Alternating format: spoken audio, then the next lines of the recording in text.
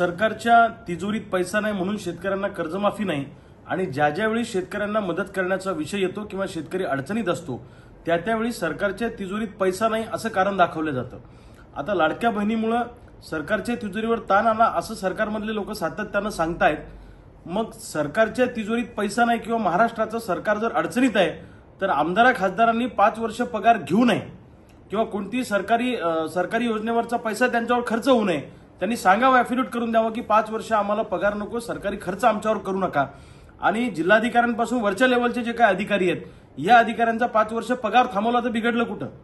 फक्त शेतकऱ्यांना द्यायचं असलं की यांच्याकडे पैसे नसतात, बाकी आमदार खासदारांवर दुष्काळ पडत नाही, त्यांच्यावर तिजोरीचा ताण पडत नाही किंवा जिल्हाधिकारी असतील किंवा प्रधान सचिव असतील या लोकांच्या तिजोरीवर या लोकांच्या पगारावर ताण पडत नाही।